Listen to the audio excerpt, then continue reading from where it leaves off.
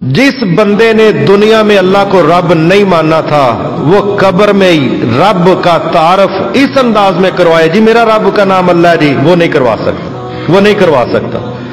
हमारे यहां एक बहुत बड़ी तादाद ऐसी है जो रब को रब नहीं मान रही, टैग इस्तेमाल कर रही है। जिस तरह बंदा किसी कंपनी का ब्रांड इस्तेमाल करता है लेकिन प्रोडक्ट अपनी दे देता है, नाम इस्तेमाल हो रहा है, नाम इस्तेमाल हो रहा है लेकिन प्रोडक्शन अपनी है, सोचें अपनी है, फिक्र अपनी है, अंदर खाते सारा कुछ अपना रखा हुआ है और ऊपर टैग इस्लाम का लगाया हुआ है, ऊपर टैग अल्लाह का लगाया हुआ है।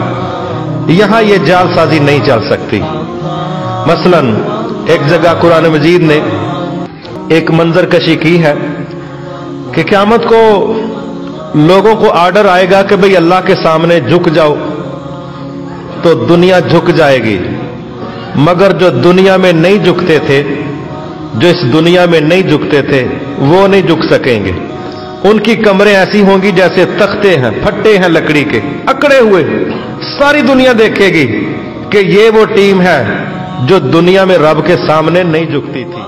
लिहाजा जिसने रब को, अल्लाह को दुनिया में रब नहीं माना, कब्र में वो अल्लाह का तारफ करवा के, अल्लाह का नाम इस्तेमाल करके उसकी बचत नहीं हो सकती। अगर ये हो सकता तो फिर ईसाई भी क्लियर हो सकते थे, यहूदी भी क्लियर हो सकते थे, सिख भी क्लियर हो सकते थे, हिंदू भी क्लियर हो सकते थे।